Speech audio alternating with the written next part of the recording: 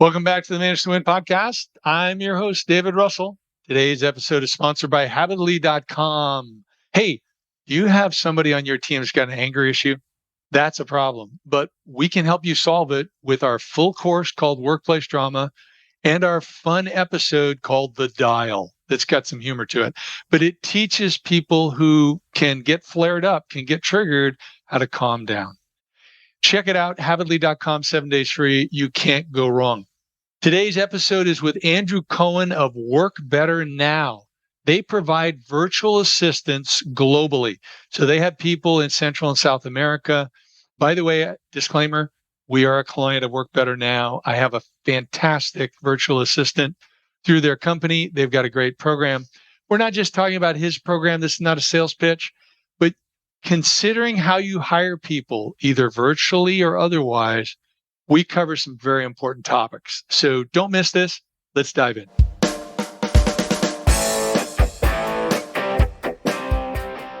Andrew, I'm really excited to have you on the show. I need to do a disclaimer. We actually use Work Better Now. We have a virtual assistant in Colombia, Bogota, and great young man. Love this guy who does great work for us.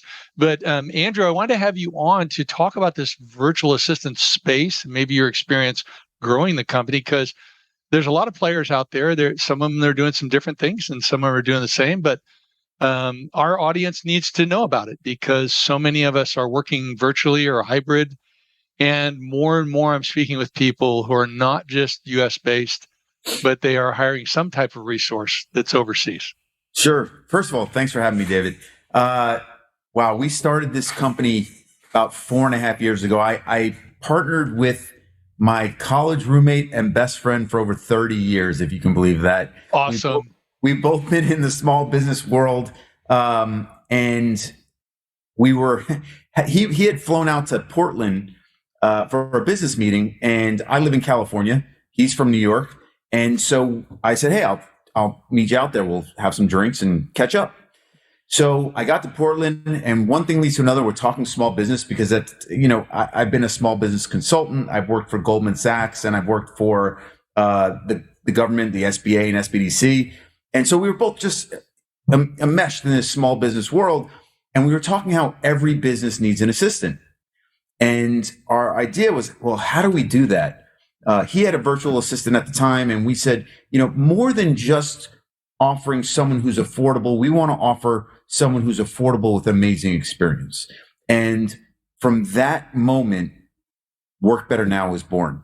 So our big ideology was every business needs an assistant. How are we going to do this? And so we created a team centered around his virtual assistant, Jessica. She was his assistant for about 4 years. And with her, we developed a recruiting process, the sales team. We really just created this company, and she's our general manager now. We have over 20 direct employees and over 200 and something VAs that work for, with us. And it all started because of her. I think it's awesome. I love the promotion thing too. I mean, I work with IT MSPs, and I remember about 5 years ago, I had a guy and he really needed a service manager, and he'd hired someone who did not work out. It was just not working out at all. And I said to him, well, make this gal who's your executive assistant, your service manager.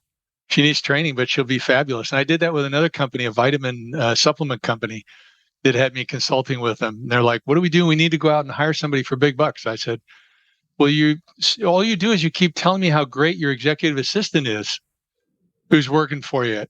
Why don't you make her general manager? And they're like, I love that. Didn't think about that. And she's still running the company. I love that. As the GM. So I'm curious about this space. So I'm trying to take my hat off as a client. And what really drives the need for someone to work with you for a virtual assistant who is overseas versus somebody who's in the US, either as a part-time virtual assistant or a full-time assistant in the US? Why would I want to go your route? Well, first of all, cost. I mean, that's just the no-brainer. We're really hiring the best talent in Central, South America, Latin America, and the Caribbean that you can get for an affordable rate. We charge currently $1,900 a month for a full-time dedicated VA. So that's something that's really attractive to business owners, especially during the climate today and how expensive things are. Secondly, we do all the sourcing, we do all the background checks, we do all the skills tests and check their experience and make sure they're a good fit for you. So we're cutting through the barrier in order to hire. We do our homework for you, and we're really good at matchmaking. And then we have a support team also that comes in and supports both the client and the virtual assistant. My other motto is a happy VA is a happy client. And so from my experience, making the virtual assistant happy first, in turn, creates an amazing attitude to helping the client. And so I tell all my clients this, I tell my VAs this, every decision we make is based on making your life better.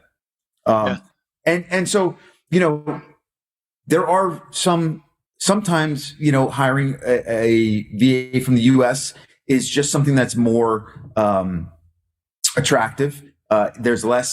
Sometimes there's less trepidation with security, but we do security checks on all our VAs. At first, if we break it down to the very beginning, prior to the pandemic, the barrier to entry was, how do I work with a virtual assistant, right? The pandemic hits, and now we're all working virtually. And so the idea that we could work with people that aren't necessarily sitting next to us in our office, that's just main place right now. It's commonplace. And so we're past that. And now we're on to, how can I use a virtual assistant to grow my business in what areas? So we went from specifically centering on executive assistants and admin and number crunching to filling roles in all different areas, from billing and invoicing to dispatching, customer service, client success, and customer follow-up, basic admin, of course, and executive assistants. Marketing is a huge role that we're filling for people right now, being marketing assistants and social media managers. It's just really it's just opened up so wide now that people are able to use these VAs in all these different areas. Well, I think it's really great. And speaking from my own experience, so we had three things to work on. One was the way we process our talent assessments, which we do some unique manual things to bring back a recommendation for people. Second thing was I've grown our this podcast, so much that we're doing 2 or more podcasts a week that we're releasing. But like this week, wow, I'm recording 6 or 7 podcasts. So, how you do the artwork, how you are going to schedule the guests, how you do all the follow-up and get releases signed and the rest of it. It's a lot of work. And then there's the whole, like you indicated, the social media side. What do we want to do social media wise for marketing? And so it's been a good experience. I think that one of the things I like is that one of the questions the audience has, well, how do I meet these people? How do I interview them? So why don't you talk about it, and then I'll share my experience. Sure. So first step is you meet with one of our sales consultants, and they're going to get a feel for your business. What's your business and what specifically are you looking for? And, and that includes personality. Like I always say, what kind of person do you want to be around? Some people really like energetic, smiley, happy people. Some like very serious number crunchers. I mean, that's part of it. And what tasks are they going to do? And really just get an understanding of your business. We take that information and we have a hand-selected matchmaking. So internally, we already we have candidates onboarded. They've already gone through our assessment, and they've been onboarded as VAs that are in our pool, our hiring pool. And we post the job with the company and the description because, again, I want my VAs to apply for companies that they're interested in working for in a role that they really feel that they fit. So the first thing is we post the job. Typically, we'll get about maybe 6 to 10 applicants for each job that we post. And then my team goes through those applicants and says, okay, well, these 3 have the best experience for and sort of match for this client. And we set up an online interview for you. Like, you went through it. Yeah. Much like this, right? We set up an online interview where you get to interview the VA in a Zoom call, ask them the questions as much as you would any other person you're hiring. You just know from this, everyone you're talking to has already passed all of our skills tests. They've already gone through a background check. They've gone through a reference check and a criminal background check. And we've tested all their technology, and they're really good to go. So, we try to put really experienced, excellent candidates in front of you. Yeah. So I've only been through the process twice because we had a prior one through you guys, prior virtual assistant. And it's very interesting. So it's like speed dating. So you get an hour and there's 3 people, you get 20 minutes per person. And the first time I went through, there were 3 women, and 2 were very interested. One was more laid back, but had some good college degree, that type of thing. And then who we ultimately went for. And then another one was super energetic. She was like, oh, I'd like to have her on my team. She's like, great. But I leaned towards the other gal because we're going to have her doing a lot of writing. And the third gal was pretty flat. Okay. Just didn't have the energy level, whatever, didn't really seem to have the interest. Interestingly enough, when I went through this process, this time I had 2 guys and a gal. And both the guys were interesting. The gal, once again, was flat. Which was surprising. Skill level as far as background, what they could do, but there wasn't a connection. And of the guys, it was a little bit of a tough decision. So this time there was somebody right out of college, and he had actually passed another opportunity, said no, so he could talk to us because he really liked what we were doing, which I didn't know when I was interviewing. By the way, that's something that we're very unique in that we make sure the VA wants to work with you and the job, as opposed to just forcing them to work with you. Yeah. Well, I thought it was great. And the other guy, he was a little more senior, and he looked really interesting. But I decided to go with the young guy that we went with, Alejandro, who's my assistant and I love the guy. He's fabulous. And, I treat him like he's a U.S. employee. He needed to take some time off last Friday to do something. And I said, that's fine. As long as you're communicating with me, I can work with you. And it's an interesting process. Oh, and I would like to mention, I do like your process because there's some flexibility. Because when I teach people how to hire, I teach them that there's 2 things that they have to do. One is that they have to do the background check, but you've already done that. The second thing is you have to test drive them.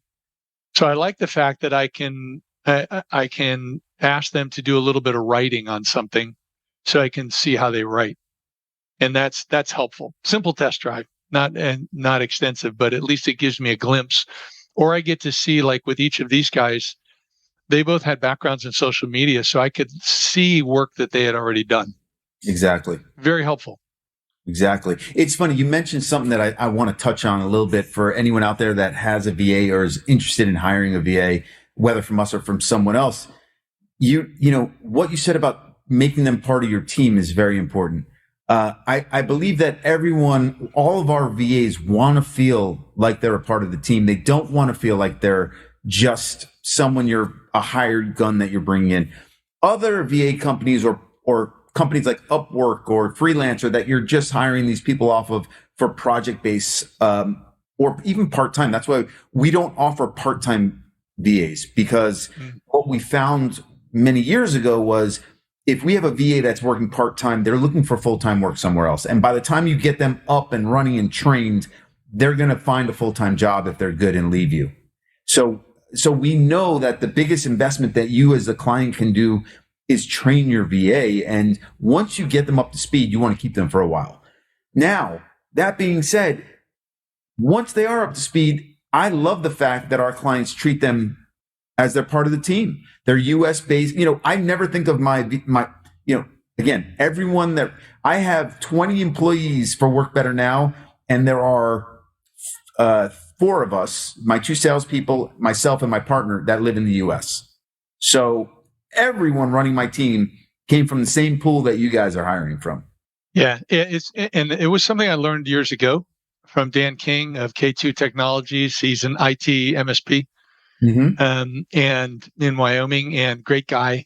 And he had two guys. I think they're in India. I'm not exactly sure. I might be wrong on that. But he told me, this was years ago. He said, I treat them just like employees. They attend all the team meetings. They get the same days off that we get.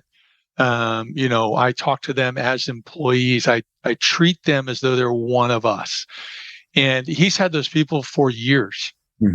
And so we do that. We do that too. And I think it's really important. And I think part of that too, you have to look at, this isn't just a hired gun. And you're hiring somebody. In this case, you're providing somebody for $1,900 a month. I mean, at $1,900 a month, doesn't it make sense that I put some time into training the person? Whether it's we give them our Habitly training, which is soft skill training online they can do on their own, and then we talk about it, or that they're participating in the team training we're giving everybody else, or, develop the person, treat them like they're going to stay a long time.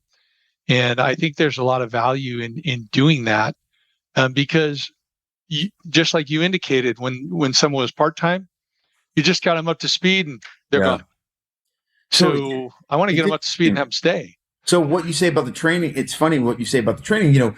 Internally, all my departments have a training budget where they can find classes or courses that help them in their current. The courses apply to their current jobs, and when they find these courses that they think that can help them, I'm going to pay for those courses, and I'm going to give them that development and really work with them to. I want to know where they want to be in 3 years. Maybe it's with me, maybe it's with someone else, but I want to be part of that journey for them. And when you support someone in their journey, they're gonna respect that. They're gonna work hard for you. They're gonna be just reliable and trustworthy. And that's something that our company culture really pushes for everyone, whether it's our internal staff or the VAs. I really, really want our values to come through. Yeah. So what are the main mistakes that people make when they hire a VA? First and foremost is not having a plan. Bringing a VA on and they're too busy to take a minute to set expectations. What do you expect from the VA every day? What are they doing? Like, you have to train someone, no matter what job you give someone. So we've got to be trained. I don't care who you are. And that is the major, in the beginning, that was the major problem that we were seeing. Now I have a whole team that sort of helps you with the onboarding. They get you ready for your VA. Prior to the VA, you'll have conversations about what they should be doing to be ready. We're always developing. We have an in-house trainer now that trains our VAs on how to be proactive and get up to speed with what questions to ask the client if they're not getting, having great communication. So I think the biggest pitfall is not preparing for onboarding. It's first 2 weeks so important. I think it's funny you say that. And the reason I was laughing and the audience may not have been seeing my smile or my chuckle is it's the same problem when they hire people in the U.S. Yes. Yes. I give an example that's a combination of what I've experienced is that you have Dan and Dana, and Dan comes into the he gets the job offer, signs the offer, and then he receives, the company takes him out to lunch before he starts, and then they make certain he gets all his HR paperwork done before the first day. First day he shows up, the boss is ready, welcomes him, walks him through the office, walks him through what we call an employee strategic plan, or SP. It's like a job description on steroids. So his goals, the expectations for him, blah, blah, blah. Has meetings scheduled for him. He's got the whole week scheduled, boom, boom, boom. And Dan goes home at the end of the day, and I say to the person, so what do you think the question Dan's asked by the people he lives with? Well, how'd it go? Yeah, how'd it go? And Dan says, this company's awesome. I should have started working for them years ago. I'm going to go call Sam and Susie and see if they'll come and join me. Now, on the other hand, Dana went through a similar experience with a different company. Dana signed a job offer letter, 2-3 weeks before she's going to start, doesn't hear anything, shows up the day that she's supposed to start, goes to the receptionist. Then the receptionist says, Dana, who? Oh, let me check for your boss. And then goes back and finds the boss and then comes back and says, I'm sorry. He's busy for a little while, but he says, you can fill out this paperwork. You can sit here right in the lobby and do this. And then about a half an hour goes by or whatever. And the boss comes out and says, oh, I'm so sorry. I'm busy with a client emergency, but why don't you come in the conference room? Here's some literature. You can look at this and, I'll be with you in a little bit. And then the boss brings her in after, he comes back another 20, 30 minutes, brings her into his office and says, okay, what questions do you have for me? He's not ready at all. There's no meeting schedule. There's nothing. No. Dana goes home at the end of the day and gets the question, how was your day? She says, I think I made a mistake. I got a job instead of a career. I got to keep looking. So sorry to talk so much, but is that consistent with why you do what you do? And so, look, part of our job is to get you, the client, prepared and to really make you understand that, it's up to you to create this onboarding program for yourself, right? Yeah. And you have to set time to train the VAs. I think of it as you're going to treat them like you're hiring anyone else on your team, anyone else in the country, or working virtually or in the office. There still needs a training period. Luckily, technology is such now that you can train someone you can be on Zoom all day long with them and really share screens and have SOPs that they can follow while you're walking them through the programs. It's just so easy to communicate these days. It's much, much better than it was years ago. And so now this virtual wall that we had up is no longer there. I mean, we all can see that. Yeah, no, I totally agree. And I will say this, Andrew, you're wrong. I can hire somebody and not be prepared, but I can't expect they're going to do a good job. You're right. Or that they're going to stay around. Yeah. It's so hard, especially now. I mean, look, we've all been following the trends of employees, right? They've been in charge for the last year, 2 years, and it's been so hard to find, hire, and keep quality employees. And so if you're not doing a good job as a company to attract them, retain them, train them, educate them, develop them, and of course pay them, you're not going to have people sticking around. No, and I totally, and I read something in a Wall Street Journal yesterday on quiet quitting. Did you see that article? Yeah, I did. I saw it also. Oh gosh. Just drove me nuts. It's just like, fire the guy. What, the quiet quitting, for those of you who have not heard of it, is basically, I'm going to keep my job. I'm going to demand high pay and benefits, but I'm not going to give it everything I got anymore. I'm going to cruise. It's like, that brings me back. That brings me back to something that I definitely am passionate about, which is I tell everyone on my team, I tell all of the VAs, I'm trying to give you the best job that I can offer. Right. And so as the business owner, I'm trying to pay you as much as I can offer you. I'm trying to match you with a client to the best of my ability. If you're not happy, you need to do what makes you happy. So if you're not happy with the client, let's see if we can find you another client. But if you're not happy with the company, you need to go out and search and find something you're passionate about, because none of us should be just living that ho-hum life. Like you said, quiet quitting. To me, I want people to be passionate about their jobs, about their lives, because I am. And that's what drives me every day. Yeah, and I want to add too that one of the challenges, and I think you guys do really well because your people follow up with me almost every week. How's Alejandro? Do you want to talk about anything? Blah, blah, blah. And I think the other challenge is, so first of all, there's this big hurdle on the front end of how you do the interview process, how you hire, how you make the decision, even with a VA. Mm-hmm. Okay. But the other side of it, and that involves how you define the role and what the metrics are for performance in the role. And then the other side of it, that people let it go. It's like, hey, you court the person, you want to marry, and you're on task, and you're so, you come across so positively, and you're there for them. And then you get married and it's like, oh, I'm too busy. Or you just take them for granted or whatever, and you wonder why the divorce rate's so high. So there's a lot of pieces to that. But let's not go into that one. Let's not go into that. No, that's not our expertise. But although I have some expertise. But anyway, so but the key thing is so many leaders don't know how to be leaders. So many leaders don't know how to have a one-on-one meeting. They don't know how to do that, a daily huddle. They don't know how to hold people accountable for performance. So things start to go wrong. They yell and scream at them, or they nag at them, or they say nothing, and they let it continue. So it's another thing to think about.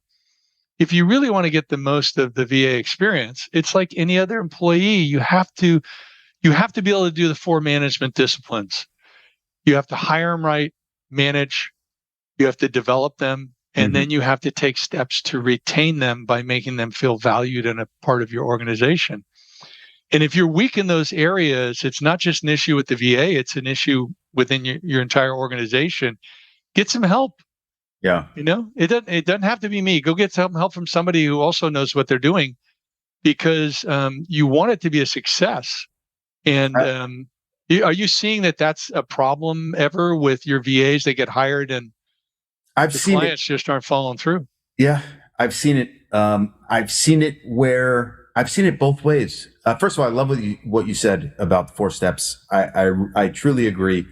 I've seen it both ways, where I have clients that hire a high number of VAs to fill, let's say, certain roles. In delivery, they have dispatchers and customer service and QuickBooks or billing, invoicing.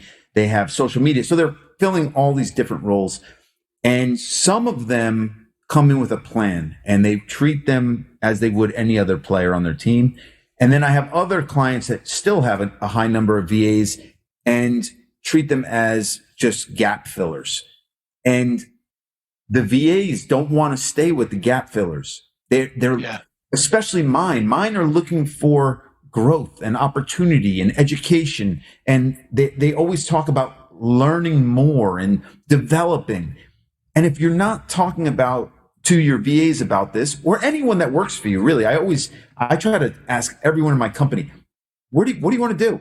Where do you want to be in 3 years? If that's not with me, how can I help you get there? Yeah. And so I would look at the virtual assistants the same way, because they can really, like I've done in my company, they can move up and up. My head of recruiting used to be one of my success managers, and he's amazing. And we just promoted him to senior recruiting manager. And so I am all for moving up and, hiring up. Well, it's interesting you say that. There was a book written years ago called The Dream Manager, and a more recent one that was a build out of that by a guy who implemented the Dream Manager called The Dream Machine. He was on one of my podcasts. Dane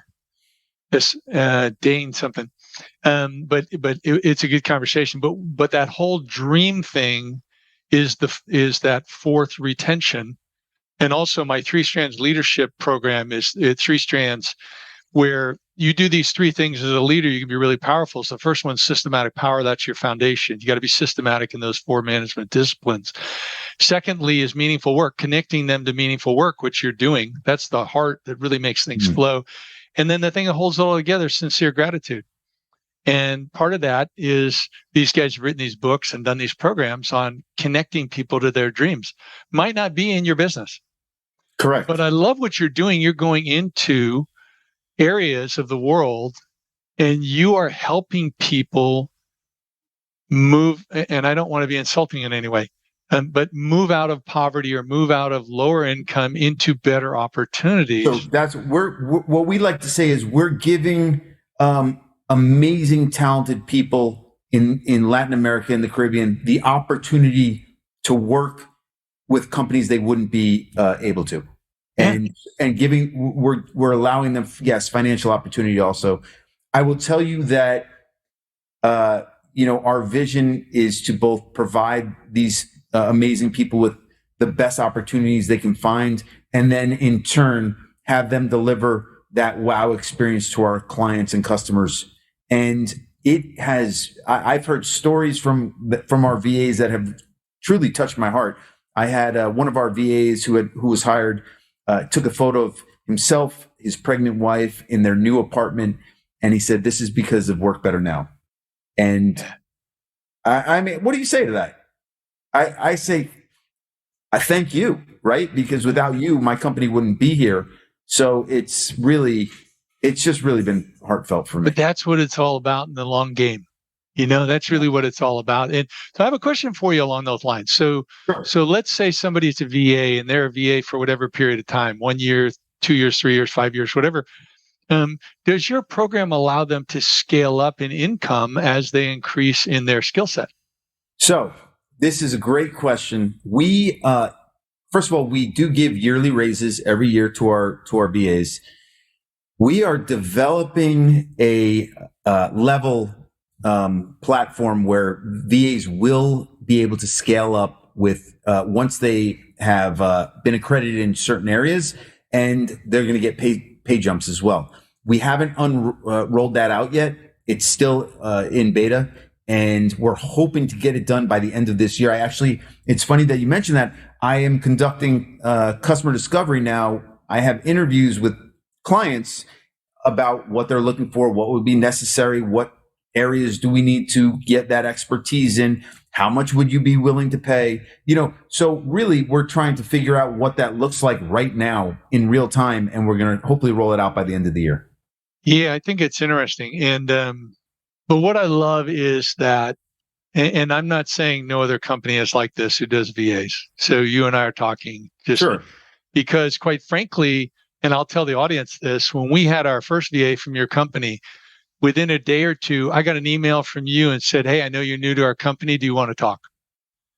You don't see that from company founders. Yeah. So that really said a lot to me. And I think that what I love is that you're engaging in the heart of these people and trying to help them achieve these dreams. That's what drives me, though. That's like that's the factor, right? I mean, what a great way. My partner and I, Rob Levin, we love what we do. We're giving amazing opportunities to our VAs, but we're also giving these amazing VAs to our clients that are changing these businesses. We're entrepreneurs at heart, right? We've been in this small business for years and years and years, and we know that we're helping them, and we're seeing them grow and succeed and thrive. It's exciting.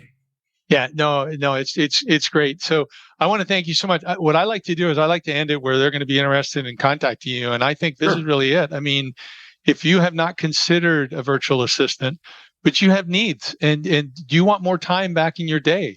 I mean, that's why I'm doing it. I want more time back in my day. And I get it from hiring this person. And the beautiful thing is, we talk with you guys. We don't spend any money. I get to talk with 3 people, see whether I want to hire them, and I make a hiring decision before I spend anything. And so I think it's a great thing to consider. And so what's the best way for people to learn more about your company or get in touch with you, Andrew? Sure. They can reach on our website, www.workbetternow.com. You can schedule an appointment with one of our sales reps there. If you want to email me directly, I am Cohen@workbetternow.com. Again, we're month to month, so no long-term contracts. We're month to month. You can cancel at any time. We don't charge anything for the hiring process. You don't pay until you've selected your VA, and you pay for the month coming up. Our hope is that you're into it for the long term. We don't do project-based. We don't do part-time because we're really trying to fill a role in your company for the long term. Awesome. Well, thank you so much for coming on. Really appreciate it, Andrew. Pleasure speaking with you, David. Thanks for tuning in today. If you like the episode with Andrew, please subscribe, leave us a comment or a rating. I always want to hear back from you. I love candor. Let us know. What are we doing well? What are we not doing well? And don't forget our sponsor, Habitly.com. 7 days free to learn the habits of highly successful people. Why not? Can't go wrong. Thanks again. Tune in this week. Next week, we've got more great guests coming. Bye for now.